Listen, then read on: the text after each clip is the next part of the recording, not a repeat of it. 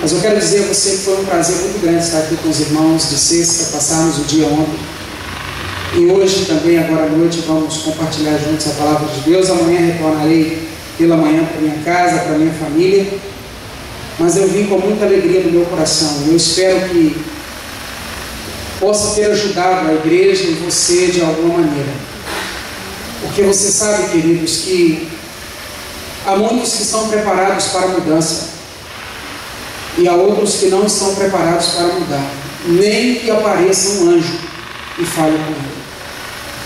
E a igreja adventista tem passado por essa fase, uma fase em que muitos estão esperando um anjo falar, mas Ellen White disse que não virá um anjo para falar, porque nós já temos a palavra e os seus mensageiros enviados por Deus para nos orientar.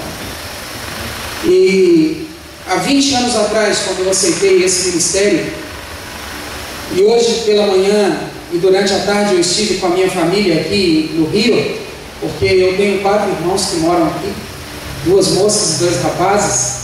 Nós passamos o dia, fomos lá na Lagoa Rodrigo de Freitas, né? Ficamos ali, tomamos uma água de coco, fizemos uma caminhada. Meu irmão, eu fui até a metade, meu irmão ousou de dar todo o círculo andando, chegou quase morto perto de nós depois, disse: que decisão que eu tomei? E não são 2 quilômetros, né? Eu não sei quantos quilômetros, mas deve ser mais de 6 quilômetros ali. E eu só sei que nós tivemos que esperar 1 hora, e ele andou 1 hora, e o sol não estava fácil, foi divertido, a gente sorriu muito. E nós viemos de uma família muito humilde, e nosso pai lavrador, nossa mãe batalhadora, e hoje ver os meus irmãos prosperando, e a minha vida também, minha família estabilizada na presença de Deus. E enquanto nós caminhávamos ali, os 4 irmãos maravilhosos, os 5 irmãos ali, foi assim, para nós um momento de muita alegria, porque eu pude falar do amor de Deus para eles. E eu disse assim: sabe por que vocês estão aqui hoje? Sabe por que eu estou aqui hoje? Sabe por que nós estamos aqui hoje bem vestidos, estamos no nosso carro passeando, temos o dinheiro para fazer o que a gente quiser aproveitar aqui? Sabe por quê? Porque um dia Deus me pinçou lá da nossa família, me tirou, e eu não entendia, e nem vocês lembram disso? E eu olhei para minha irmã mais nova e disse: eu não te vi crescer. Eu não te vi crescer. Eu tive que sair, eu saí, Deus me pinçou e me tirou, e me mandou para o internato, e de lá nunca mais voltei. E eu disse assim: eu aceitei Jesus como meu Salvador. Na minha época, os que batizavam, eu fui o único que prevaleci. E eu disse, olhei para eles assim: sabe por quê? Porque lá na Bíblia tem uma promessa que diz assim: crê no Senhor Jesus e será salvo por tua casa. Eu disse assim: eu tenho certeza que Deus vai salvar vocês. E o que vocês se tornaram hoje é porque Deus um dia abençoou a mim e salvou a mim. E Ele tem estendido as bênçãos dele sobre vocês. Então nunca sejam ingratos. E foi maravilhoso o dia, a gente pôde se divertir, foi realmente agradável. E eu quero dizer a vocês que a minha esposa vai ficar muito feliz com o presente que vocês estão mandando para ela. Ela tem um carinho muito grande por vocês aqui. E os meus filhos, claro, não se lembram, mas também ficarão felizes com o presente que vocês estão lhes dando. E eu digo a vocês que eu vou abrir o meu, porque eu quero aproveitá-lo também intensamente. Tá bom? Vamos ver. Querem saber o que é? Sim. Querem? Um pouco curioso, hein? Será que todo mundo é assim?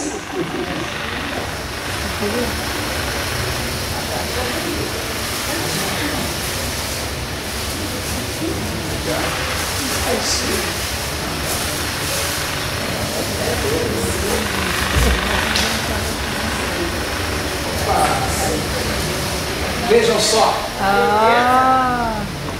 É um caiaque. Vamos ficar bem cheirosos, é ou não é? E a patroa vai gostar, hein? Muito bom. Deus seja louvado. Eu sei que os esforços foram feitos, os investimentos foram feitos, tanto para a nossa vinda, quanto esse momento aqui de gratidão. Quero agradecer a irmã Eva pelo lanchinho, Viu, irmã? Será bem aceito. Vamos observar aqui, porque tudo que é meu tem problema. Mostra ou não mostra? Olha a bênção. Vamos. Deve dar para uns 6 meses isso aqui. Deus seja louvado. Deus seja louvado por tudo que Deus tem feito na nossa vida. Irmãos, a mensagem que eu vou trazer hoje é uma mensagem que, lendo a palavra de Deus, eu me identifiquei muito com ela. Eu estou lendo um livro e eu trouxe alguns livros para ler, porque eu estou preparando a minha dissertação de mestrado.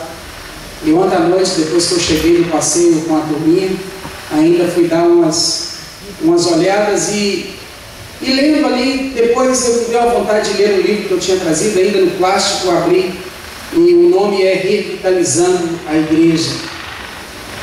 E ao sair para cá, enquanto os irmãos chegavam lá para me pegar, eu estava lendo, depois saí, fui ao posto abastecer, e eu li um capítulo e eu achei muito interessante, porque diz que nós não podemos ser pregadores mortos, pregando para uma igreja morta. Nós temos que ser pastores como uma vara seca que pega fogo, para que a igreja também seja incendiada. E alguns pensamentos assim em relação à pregação eu achei muito bonito, porque a pregação tem um poder muito grande na vida do crescimento da igreja. Existem muitas coisas que promovem o crescimento de uma igreja, mas a pregação, ela tem um poder grandioso, porque é através dela que Deus nos instrui, que Deus nos orienta e que Deus nos dirige. E eu quero hoje falar aqui de um momento especial que eu tive com Deus ao estudar a palavra dele, e ele me mostrou que dentro do conceito de mordomia cristã, nós não podemos ignorar os dias em que nós estamos vivendo. E há muitos que, por estarem vivendo dias, alguns já idosos, e dizem assim: o meu tempo acabou, agora eu vou deixar para os jovens. Há outros que sabem que o momento está chegando, há pessoas que estão enfermas e sabem que mais cedo ou mais tarde o descanso do sono da morte haverá de chegar, e eles estão entregando a própria vida a isso e não estão buscando o seu crescimento para glorificar a Deus até o último suspiro. E ao estudar a Bíblia, eu me deparei com uma mensagem que eu quero compartilhar com vocês hoje. O meu desejo é que ela fique gravada no seu coração, porque essa mensagem mexeu muito comigo. E como eu disse para vocês ontem, antes do pregador trazer a mensagem para a igreja, primeiro ela tem que ser para ele, porque senão não pregue. Se ela não for para você, não pregue. Esse livro que eu estava lendo dizia que há pregadores que censuram o pecado do púlpito, mas os pratica secretamente. Isso é muito sério. Nós temos que falar e viver, porque senão não falemos. E se queremos falar, irmãos, vamos viver. Vamos viver. E eu quero convidar você para fechar seus olhos neste momento. Nós vamos orar a Deus, pedindo a Ele a sua graça e a sua misericórdia de agora em diante. Bondoso Deus e bom Pai, ao abrir a sua palavra nesse momento, queremos entregar a nossa vida nas suas mãos. Amém. Queremos pedir ao Senhor que fale a nós de uma maneira poderosa, assim como o Senhor tem falado através de mim, através de outros oradores que sobem aqui nesse lugar para, ó Deus, consagrar a vida da igreja nas suas mãos. Amém. Eu quero pedir ao Senhor, meu Pai, em nome de Jesus, que nos fale mais essa vez. Amém. E se esta for a nossa única oportunidade, ou se esta for a nossa última oportunidade, porque o amanhã não conhecemos, que o Senhor nos converta hoje. Amém. A tudo aquilo que o Senhor sabe que é necessário que seja convertido. Amém. Venha nos trazer o reavivamento, venha ressuscitar a nossa espiritualidade e venha nos causar desejo de fazer a reforma na nossa vida de agora em diante. Amém. Pai querido, eu entrego cada irmão que veio aqui te adorar neste momento ao Senhor, em nome de Jesus. Amém. Amém. Irmãos, eu quero convidar você a abrir a sua Bíblia. Vamos abrir a nossa Bíblia no livro de 2 Timóteo, capítulo 4, versículo 13. 2 Timóteo, capítulo 4, versículo 13.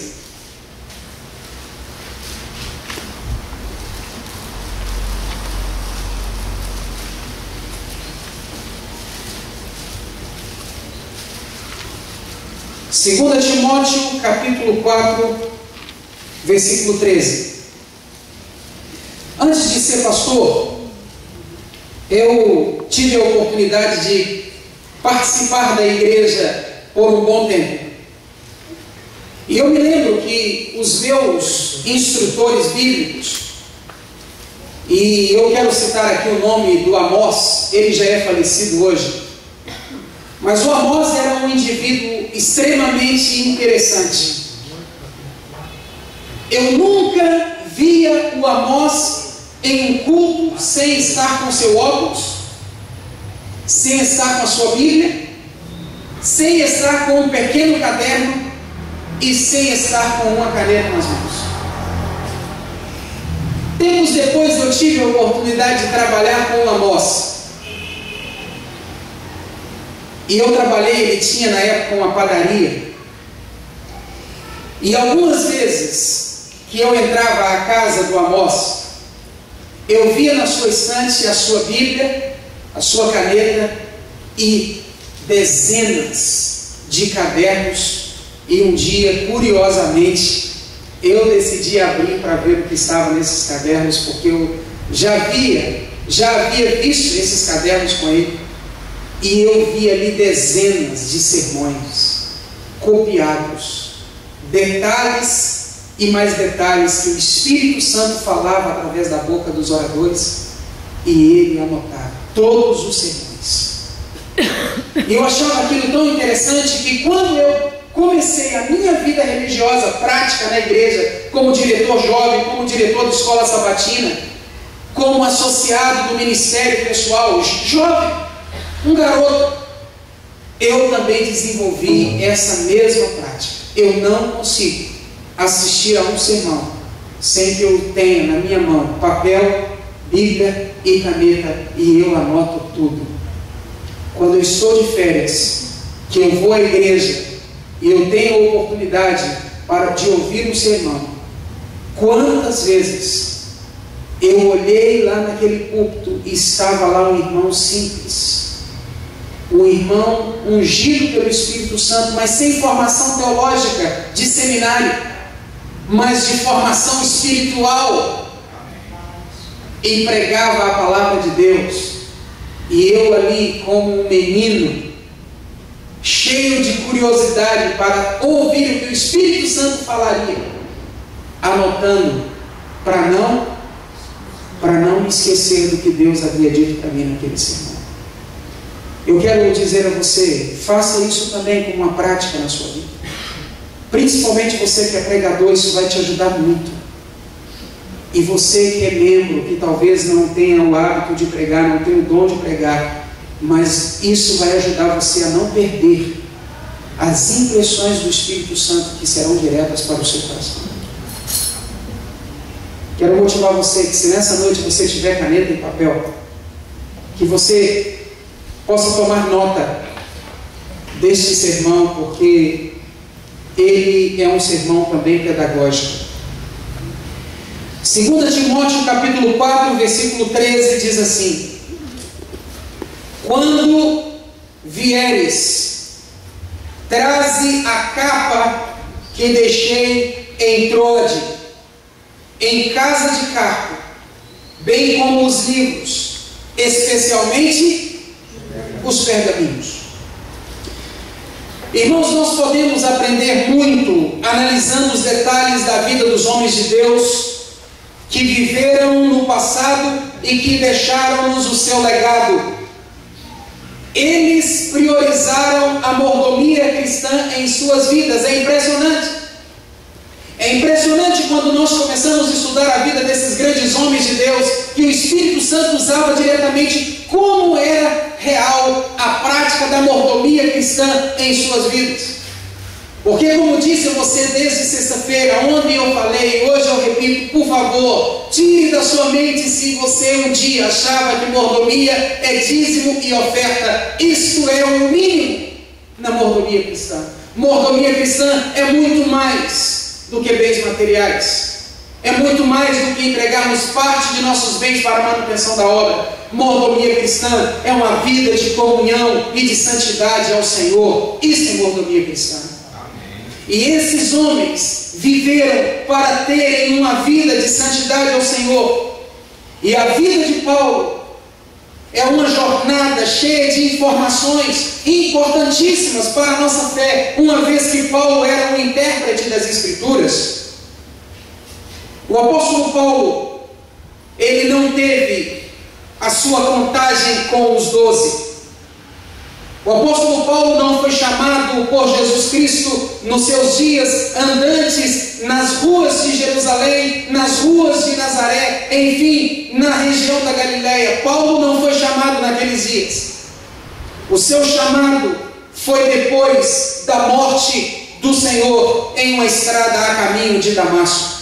Porque Paulo não era naqueles dias um homem de um coração voltado para Jesus. Ele tinha nos seus lábios e nas suas mãos o prazer sanguinário de matar os cristãos.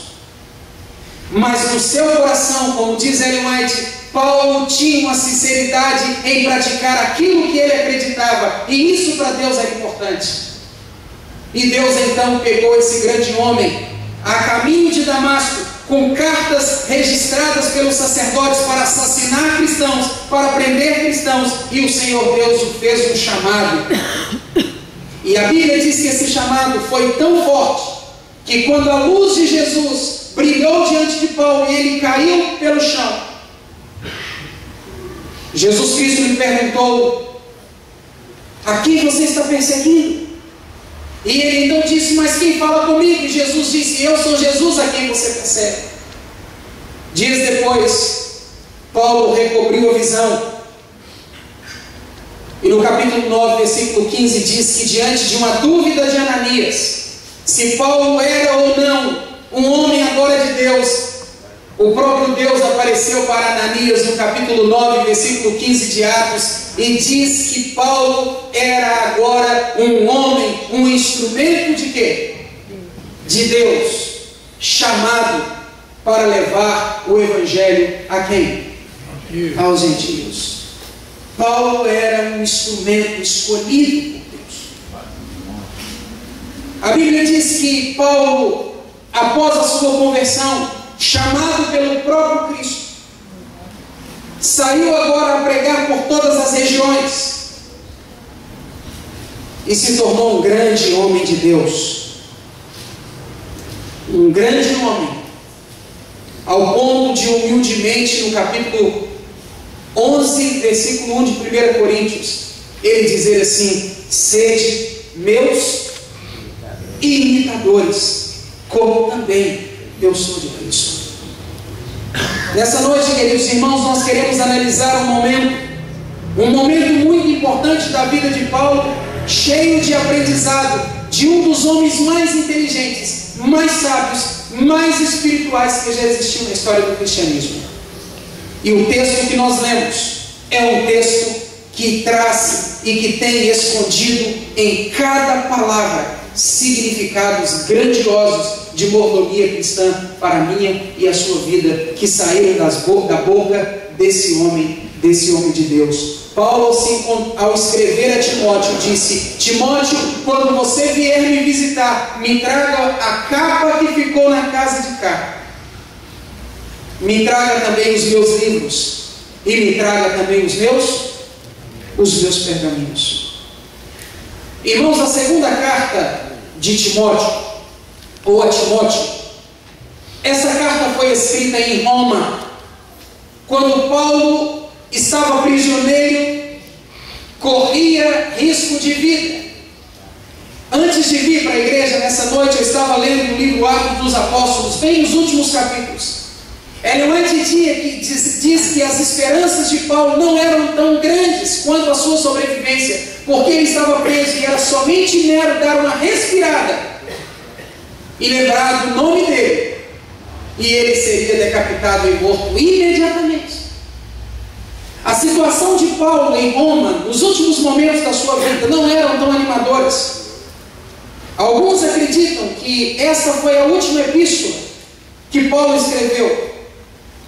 Agora ele já não estava mais desfrutando da relativa liberdade e do conforto da casa que alugara, como é descrito no livro de Lucas, os Atos dos Apóstolos. Agora Paulo estava encarcerado em algum calabouço escuro, subterrâneo, com buraco no teto para a passagem da luz e de ar. Paulo foi encontrado depois de uma intensa busca por um homem chamado Onesíforo, e ali na prisão mamertina Paulo é encontrado. E como era esse lugar? Os historiadores dizem que o local que Paulo estava preso não entrava quase nenhum ar, não entrava quase nenhuma iluminação solar, e praticamente Paulo estava vivendo acorrentado de pés e de mãos em um lugar frio, cheio de vermes, de bactérias, e sem esperança de sair dali para viver uma vida sequente. Paulo não contava com a sua absolvição. Paulo sabia que iria morrer. Paulo sabia. E eu quero fazer uma pergunta para você, meu irmão. Pense em Paulo preso, algemado, pé e mão, frio, sem luz solar, sabendo que iria morrer, sozinho. A Bíblia diz que Paulo tinha um sobrinho, e quando ele ouviu, o seu sobrinho ouviu os judeus tramarem a prisão e a morte de Paulo, ele correu e contou para sua irmã. Então Paulo tinha uma família em Jerusalém.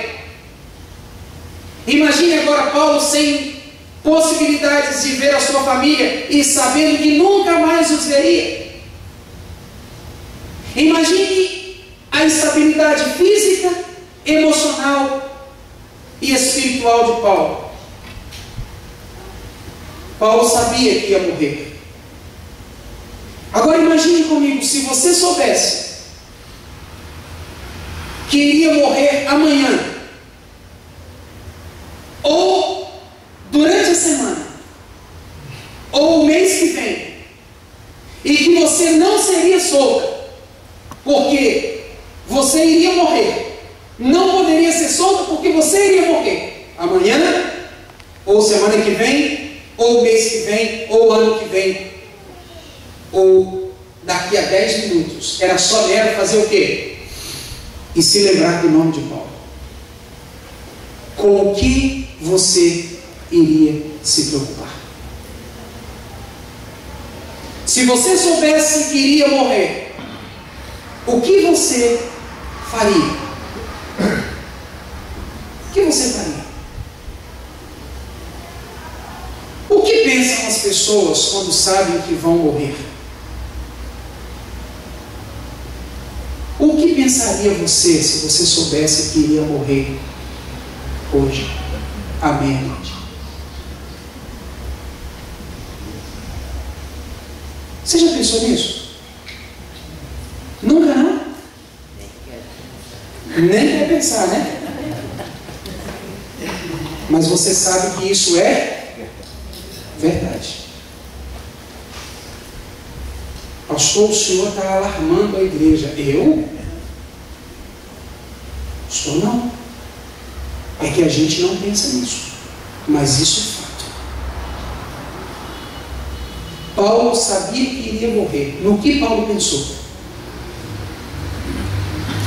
sabendo que iria morrer, Paulo agora pega com as mãos atadas, uma caneta com tinta, uma pena, e começa a escrever uma carta para Timóteo. Diz assim: Timóteo, quando você vier me visitar, espero que dê tempo, mas se não der, mas se der, traga para mim a minha capa, traga para mim os meus livros e traga para mim meus pergaminhos.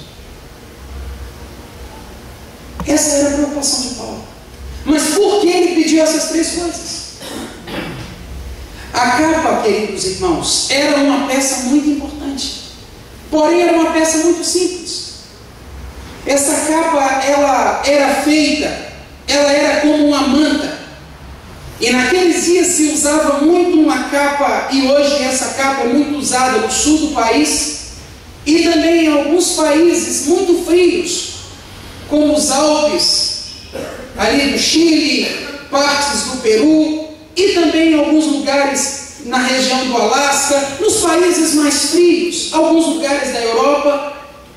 Essa capa ela tem um buraco ao meio, de forma que ela entra pela cabeça e ela cobre as principais partes do corpo, aonde se concentram os órgãos vitais para que eles mantenham-se aquecidos. E a capa que se usava naqueles dias, chamada de capa, era essa capa. E a Bíblia diz que Paulo pede essa capa. Por quê? Porque Paulo estava sentindo frio. Deixa eu te fazer uma pergunta. Ficar em lugar, ou viver, ou passar tempo em um lugar úmido é bom para a saúde? Com o que Paulo estava preocupado, sabendo que ia morrer? Com o quê? Com a sua saúde. Paulo poderia ter dito assim: vou morrer mesmo? Para que me preocupar com saúde? Vou adoecer mesmo? Vou começar a ter uma pneumonia aqui, já eu vou morrer, Nero vai mandar me decapitar se eu não morrer de doenças. Enfim, para que me preocupar com isso? O fim está chegando mesmo, quer saber? Eu vou viver do jeito que eu quero. Eu vou comer o que eu quero, eu vou beber o que eu quero, eu vou dormir a hora que eu quero, eu vou morrer mesmo. Seria um pensamento lógico, sim ou não? Sim. Mas foi isso que Paulo pensou? Por quê? Por que ele pensou em cuidar da saúde, quando mesmo sabendo que iria morrer? Porque foi ele que escreveu assim: não sabeis vós que sois o templo de Deus, e que o templo de Deus que sois vós é sagrado. Se alguém destruir o templo de Deus, Deus o destruirá, porque o templo de Deus, que é você, é. Por que Paulo então não se permitiu morrer por uma enfermidade que poderia ser evitada? Porque ele estaria tentando a quem? A Deus. O que é tentar a Deus? A expressão tentar a Deus é muito comum a nós quando Jesus Cristo foi tentado. Jesus Cristo estava no deserto. Satanás, depois de tentá-lo com a comida, o levou ao mais alto templo e disse: atira-te daqui, se você é o Filho de Deus, porque aos teus anjos darás ordens, e eles virão e farão o que contigo? Vão te sustentar. Pode pular, meu amigo, pula, e todo mundo vai reconhecer que você é Deus. E a Bíblia diz que Jesus respondeu assim: não tentarás o Senhor teu? Quero fazer uma pergunta: Jesus, se pulasse de lá, morreria? Sim ou não? Não? Claro que sim. Ele era homem. Ele, diz a Bíblia, que ele se despiu de quê?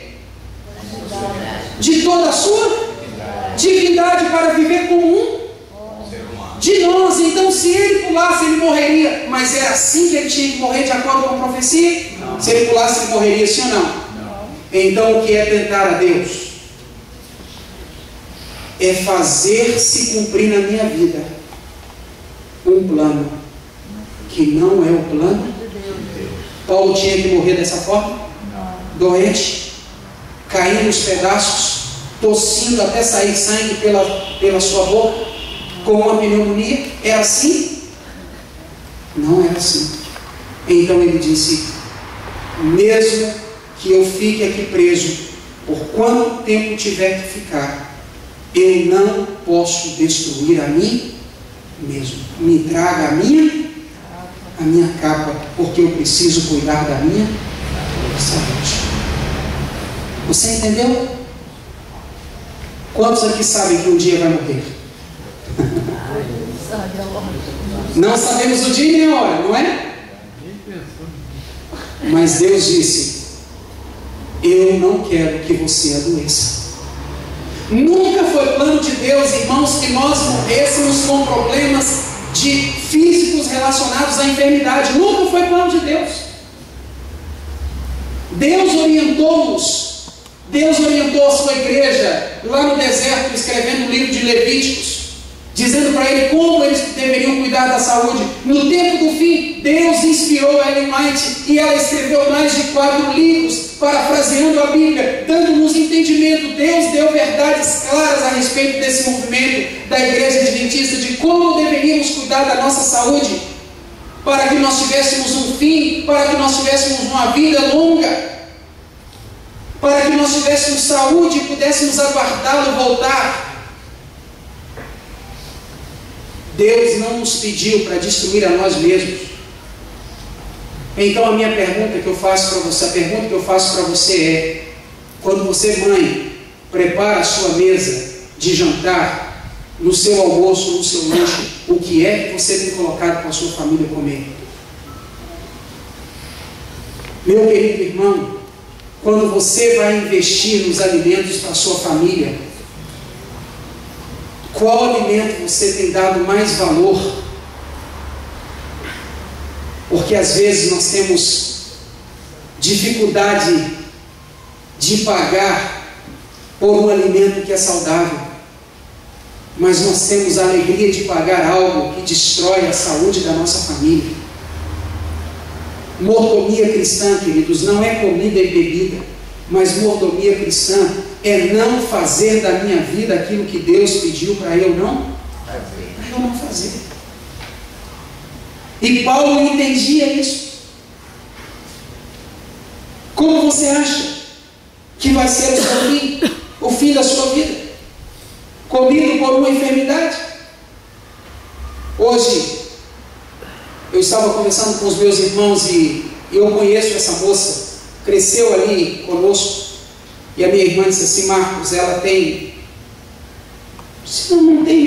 menos de 30 anos, e os médicos já disseram: não tem como, o estômago dela está completamente destruído pelo câncer. Você é uma jovem mãe, 28, 29 anos. E assim poderíamos citar dezenas, centenas de casos. E isso tem chegado, irmãos, diretamente entre o nosso povo. O que você acha que Deus está nos dizendo através do apóstolo Paulo? Deus está nos dizendo o seguinte: cuide do seu corpo. Pratique alguma atividade física. Vá ao médico, minha irmã. Faça os exames de rotina. Se previna. Meu amado irmão, você que já passou dos 40 anos, você sabe que todo homem precisa cuidar muito da sua saúde nesse período da vida. Não seja tímido. Vá ao médico, converse com ele, se abra com o seu médico, deixe-o te examinar. Isso vai ser importante para você. Há poucos dias eu estava em uma das minhas igrejas e meu irmão em particular me convidou para conversar e disse assim: pastor, eu estou muito triste, sofrendo, porque eu não tenho ninguém para contar, mas eu vou contar para o Senhor. Somente eu e a minha esposa sabemos.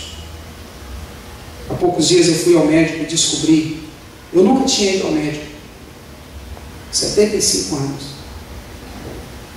Nunca tinha ido ao médico para fazer esse exame. E eu descobri que estou com câncer na próstata. Quero que o Senhor ore por mim. Irmãos, a gente tem que cuidar da nossa saúde. Homens, vamos cuidar da nossa saúde. Jovens, preserve agora, porque um dia vocês irão envelhecer. Conheça que tipo de alimento é o melhor para você e para a sua família. Siga as orientações. Mas a Bíblia diz que Paulo também disse: me traga os livros. Irmãos, Paulo era guiado pela inspiração divina, mas mesmo assim Paulo precisava de livros. Paulo era um intelectual, Paulo gostava do conhecimento. Quando Paulo foi orientar Timóteo na primeira carta, ele diz: ninguém despreze a tua mocidade, mas se exemplo dos fiéis na palavra, no trato, no amor, no espírito, na fé, na pureza, e persista em ler, em exortar e ensinar até que eu vá. Conhecimento nos faz melhor, irmãos. Existem pessoas que têm medo do conhecimento porque têm medo do compromisso. O que me impressiona em Paulo é que ele sabia do seu fim, porque Jesus o havia revelado, e mesmo assim ele buscava conhecer através dos livros a vontade de Deus, mesmo que fosse desafiadora. E mais, Paulo não se permitiu nos momentos finais da sua vida que a sua mente ficasse vazia. Que coisa impressionante. Às vezes nos perguntamos: como ele sabe tanto? Trazemos um orador aqui na nossa igreja, eles leem os mesmos livros que a gente tem, acessam os mesmos sites que a gente acessa, tem o mesmo manual da igreja que a gente tem a mesma coleção do Espírito de Profecia, e eles vêm e falam um bocado de coisa para nós, e a gente pergunta assim: como ele sabe tanto? Ele sabe tanto? Ou eu, que não tenho procurado o mesmo conhecimento que ele tem? Porque as fontes são as mesmas. As fontes são as mesmas.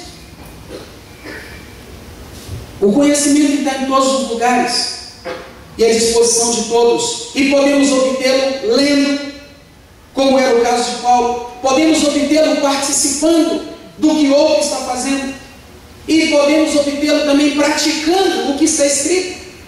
Então você pergunta: pastor, por onde começar a obter esse conhecimento? Comece lendo o que você gosta.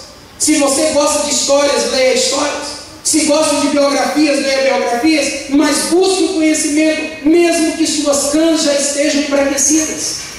Conhecimento é algo que eu e você nunca devemos deixar de buscar, mesmo que saibamos que os nossos dias estão contados. A nossa mente não pode ficar vazia. Conhecimento é fundamental. Invista no seu conhecimento. Invista em literaturas. Faça pós-graduação se você já é graduado. Faça um curso técnico se você não tem a graduação. Faça um mestrado se você já terminou a sua graduação em pós. Faça um doutorado se você já terminou o seu mestrado. E se você não tem nenhum desses títulos, comece a estudar amanhã.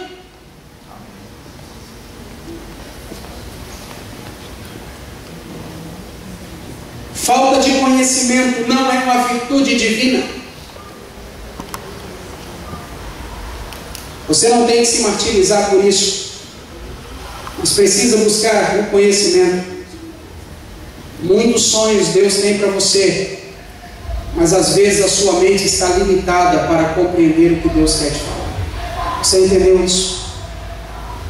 Talvez você está orando: Senhor, me mostra, me mostra, me mostra, me mostra. E Deus diz assim: mas como, cabecinha fechada?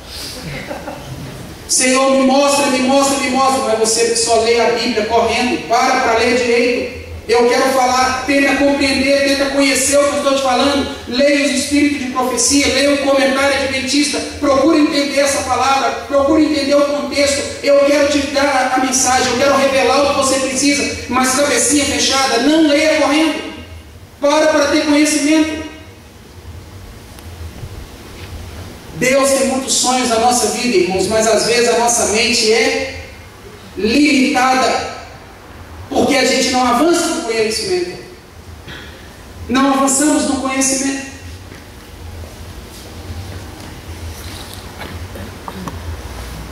A Bíblia diz que Deus olha, Paulo diz assim: me traga também os pergaminhos. O que eram esses pergaminhos?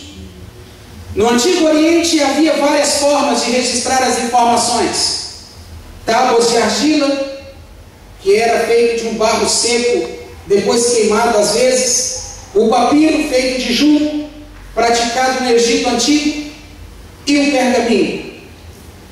O pergaminho é uma palavra derivada de uma palavra grega chamada membrana, que traduzido seria, como nós falamos, uma pele. E essa pele era de animais novos, porque essa pele era possível fazer o que com ela? Esticá-la e tratá-la. E era um material apropriado para a escrita, porque na maioria das vezes ele era preparado de animais, de peles de bezerros, de ovelhas, de cabras, por causa da sua durabilidade. Todos os documentos, e você já deve ter ouvido falar dos manuscritos do Mar Morto que foram encontrados em Qumran em 1947. A maioria desses textos bíblicos, os historiadores e os livros que os registram, trazem datas, queridos, interessantíssimas. Alguns datavam até o século 13 a.C. e alguns 250 anos antes de Cristo. E todos eles em pergaminho, por causa da sua durabilidade. Então, que pergaminhos eram esses que Paulo pediu que Timóteo trouxesse? Não se tratava de biografia pessoal, não se tratava de documentos pessoais, mas se tratava da Torá. Se tratava das Escrituras sagradas que naquele tempo já existiam. Todo o Antigo Testamento, que revelava a pessoa de Jesus Cristo. Paulo disse: me traga a capa, porque mesmo sabendo que vou morrer, eu preciso cuidar do quê? Do meu corpo, porque Deus não me permitiu morrer assim. Me traga também os livros, porque eu não posso manter a minha mente, para que se Deus tiver que me revelar alguma coisa, a minha mente esteja aberta para compreender. E me traga também as Escrituras Sagradas. Irmãos, quando a gente está com febre, gripado, é fácil ler a Bíblia? Quando a gente está com algum problema de enfermidade em nossa família, é fácil a gente se voltar para o estudo das Escrituras? Quando nós estamos passando por alguma situação de enfermidade, temos nossa sensibilidade em ler as Escrituras e passar tempo lendo a Palavra de Deus? Paulo sabia que ia morrer, irmãos. E ao saber que ia morrer, ele diz: me traga a capa, me traga os livros, mas me traga também as Escrituras Sagradas. Existe uma música que eu cantei muito na minha adolescência, do irmão Luiz Cláudio, com o título Chance, em que ele dizia: como é bom ser cristão, quando tudo vai bem para o seu lado. Os amigos o quê? E estão? Mas se tudo se vai, inclusive, e aí?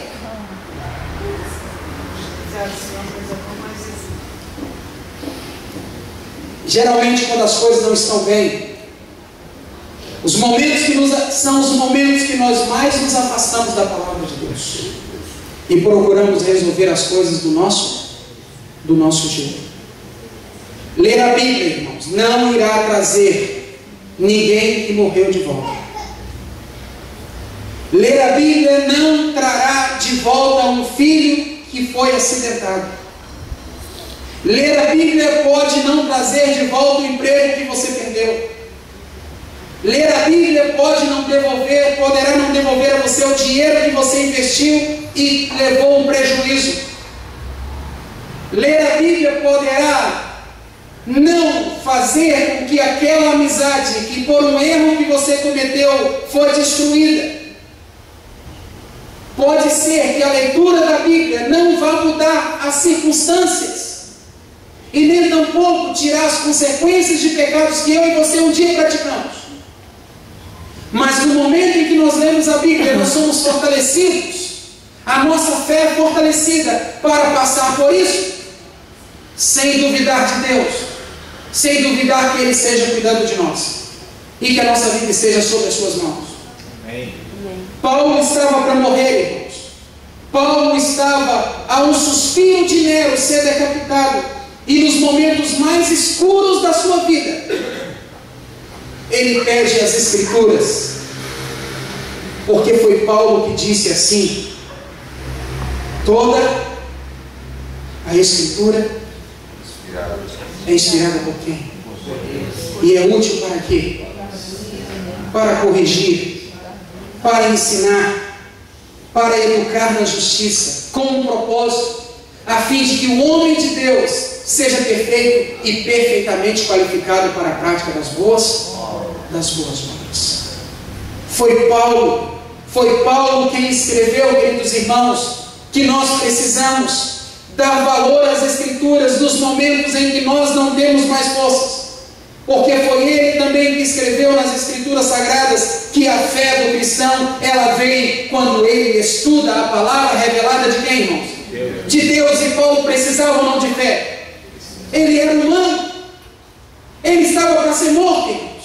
Imagine você preso, ou você na sua casa, e você receber uma cartinha dizendo assim: olha, o exército brasileiro decidiu que você vai ser preso e breve você terá a execução. Louvado seja Deus que o nosso país não é assim. Mas há países que têm na sua lei a pena de morte. O indivíduo é preso e a cada passo que ele ouve no corredor da morte, queridos, é como se chegasse a sua hora. E Paulo, cada vez que um animal ou alguma coisa mexia ali nos calabouços vizinhos, eu acredito que Paulo olhava e abriu seus olhos, porque a qualquer momento poderia ser a sua hora. E ele disse: eu preciso de fé, então me traga a minha Bíblia. Amém. Me traga a minha Bíblia. Irmãos, um verdadeiro mordomo de Deus não deixa de ler a Bíblia por nada. Aleluia. Por nada. Paulo conversava com Deus e Paulo ouvia Deus. Mesmo assim, ele tinha necessidade de ler as Escrituras. Como disse Ellen White em um dos seus sermões, eu lhes recomendo a Bíblia. Eu lhes recomendo a Bíblia nessa noite. Jesus, o Filho de Deus, lia as Escrituras Sagradas. Os profetas, os apóstolos liam as Escrituras Sagradas. Os pioneiros dessa igreja liam as Escrituras Sagradas. E o povo adventista do século XXI precisa também ler as Escrituras Sagradas. Aconteça o que acontecer. Para Paulo, 3 coisas importavam para ele: cuidar da sua saúde, manter a mente ocupada com coisas que edificam e fortalecer a sua fé através do estudo da palavra de Deus. Isso é mordomia cristã, irmãos. Mordomia cristã não tem nada, não é só dinheiro, dízimo e oferta, também faz parte, mas essa é a pequena parte da mordomia cristã. O maior desafio nosso adventista de praticar a mordomia cristã a partir de hoje é cuidar do nosso corpo, cuidar da nossa mente, para que Deus revele as suas verdades para nós e nos faça andar em seu caminho. e termos uma fé que não vacila. Porque há muitos cristãos adventistas que já foram provados e prevaleceram por causa da sua fé. Mas há muitos que não se encontram mais aqui conosco, porque não tiveram fé o suficiente para prevalecer. E eu te pergunto, como é que está a tua fé? Se você for provado, como você vai reagir? Porque nós não sabemos quando chegará a hora de sermos provados. Eu quero convidar você para abrir a Bíblia em Daniel capítulo 12, e com esse texto eu caminho para a conclusão. Daniel capítulo 12, versículo 1 diz assim: nesse tempo se levantará Miguel, o grande príncipe, o defensor dos filhos do teu povo. E haverá tempo de angústia qual nunca houve, desde que houve nação até aquele tempo. Mas naquele tempo será salvo o teu povo, todo aquele que for achado escrito no livro da vida. Muitos dos que dormem no pó da terra ressuscitarão. Daniel está falando de que dia? Da volta de Jesus. Uns para a vida eterna e outros para a vergonha e horror eterno. Os que forem sábios, pois resplandecerão como o fulgor do firmamento, e os que a muitos conduzirem à justiça como estrelas para sempre. E a Bíblia diz que vai haver um tempo de angústia, vai haver uma perseguição antes da volta de Jesus. A pergunta é: vamos deixar para tentar nos prepararmos quando chegar a hora? Precisamos nos preparar hoje. Precisamos ter uma saúde de ferro, irmãos. Amém? Amém. O povo adventista tem que ser saudável. E o que tiver que fazer para que você seja saudável, faça, porque essa é a vontade de Deus.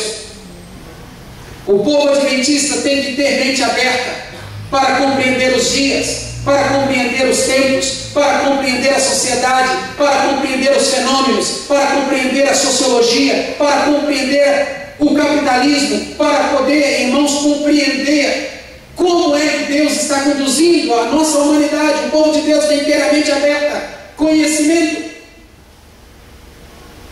Mas o povo de Deus também tem que ser conhecedor das Escrituras Sagradas, para que quando ele for provado, ele possa dizer: assim diz o Senhor. Que Deus abençoe você. Amém. Que Deus fortaleça a sua vida. Amém. Que o Espírito Santo consagre você para o fim. Amém. E que você esteja preparado para erguer a sua mão e dizer: eu sei em quem eu tenho, em quem eu tenho crido. Que Deus abençoe você. Amém. Que o Espírito Santo essa semana te faça crescer na presença do Senhor. Amém. Quantos nessa noite gostariam, com toda a sinceridade do seu coração, com toda a humildade, porque em 2 Crônicas a Bíblia diz assim, no capítulo 7, 14, se não me falha a memória, eu creio que não: se o meu povo, que se chama pelo meu fizer o quê? Se humilhar. A gente precisa se humilhar, irmãos. A gente precisa reconhecer que a gente está, se estamos destruindo a nossa saúde, e decidir mudar, para que a nossa oração tenha eficácia. Se a gente não reconhecer, não tem mudança. Enquanto um marido não reconhece que ele está ferindo a sua própria carne, que é a sua esposa, o seu casamento será um fiasco.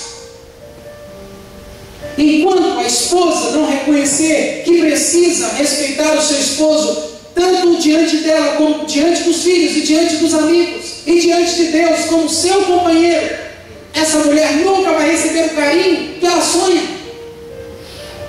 Enquanto nós, como pais, não entendermos e reconhecermos que os nossos filhos precisam ser guiados por nós, não importa a idade que eles têm. Enquanto os nossos filhos não reconhecerem que desonrar o pai e a mãe é pecado, enquanto a nossa igreja não reconhecer que ela está morta, mas que Deus tem poder para reavivá-la, nós nunca experimentaremos a graça redentora do Senhor Jesus Cristo plenamente no nosso coração, irmãos. Se o meu povo, que se chama pelo meu nome, se humilhar, reconhecer e me buscar de todo o coração, eu ouvirei do céu, descerei e vou sarar a sua vida. Essa é a promessa de Deus, irmãos. Mas a gente sabe que vai morrer.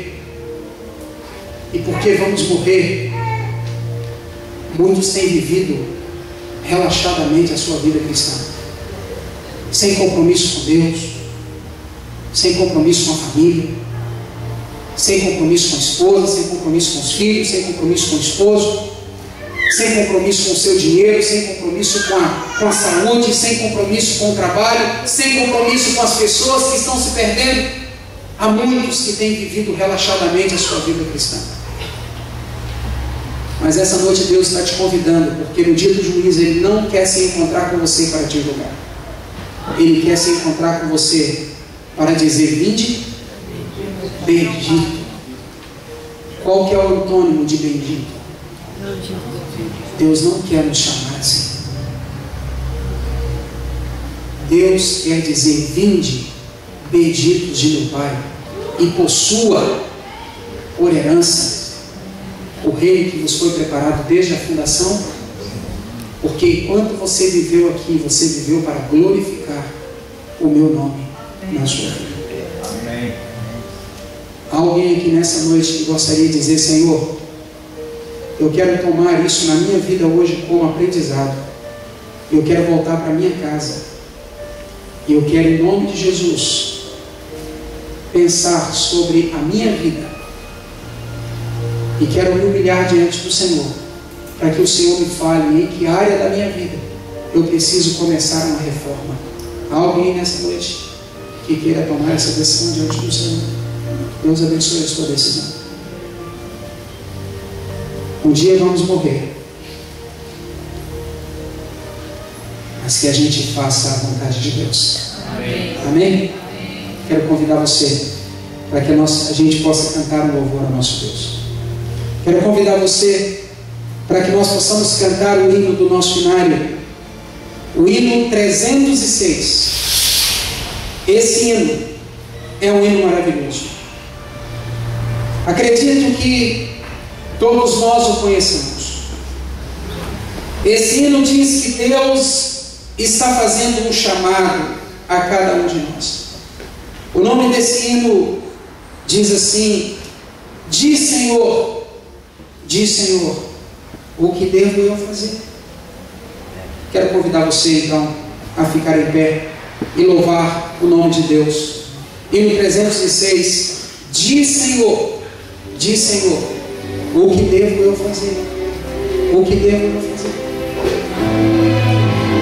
Quero fazer um apelo aqui para os casais. Quero fazer um apelo para você que talvez não tenha o seu cônjuge aqui. Abrace a sua família e tome a decisão de chegar em casa e colocar a sua vida de acordo com a vontade de Deus.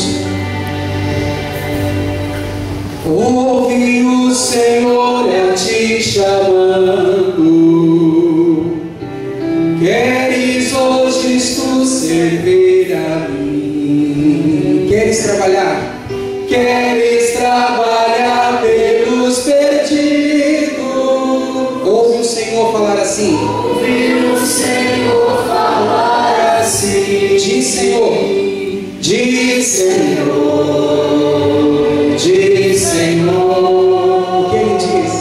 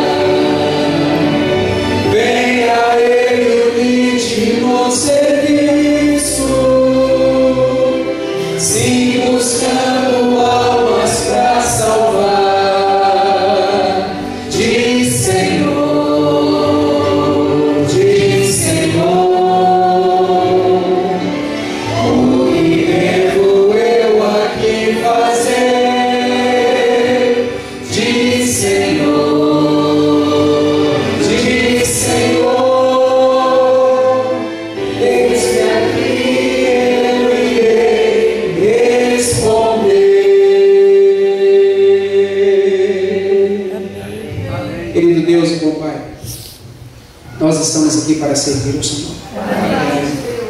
Estamos aqui para honrar e glorificar o Senhor através da nossa vida. Amém. Que coisa linda, Senhor. O apóstolo Paulo estava no final da sua vida. Ele poderia ter se entregue. Ele poderia, Senhor Deus, ter dito assim: já que eu vou morrer mesmo, está tudo acabado, não tem mais jeito agora, eu não posso fazer mais nada, já estou velho, já estou cansado, já sofri demais nessa vida. Paulo poderia ter dito isso, mas ele disse assim: eu vou cuidar da minha saúde, eu vou preencher a minha mente com coisas que me edificam, e eu vou estudar mais a Escritura Sagrada, porque eu quero ter fé. Senhor Deus, ajude a gente a entender isso.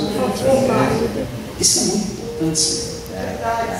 Ajuda a tua igreja a compreender que a nossa vida cristã só pode ser de acordo com a tua vontade se nós a vivermos para isso. Não há como servir a dois senhores. Ou servimos a Deus ou servimos ao mundo. Ajude-nos a termos humildade para reconhecer a quem temos servido, a quem os nossos filhos têm servido, a quem o nosso lar tem servido, e que haja uma conversão verdadeira no coração de cada um de nós. Amém. Se necessário for, em nome de Jesus. Amém. Amém.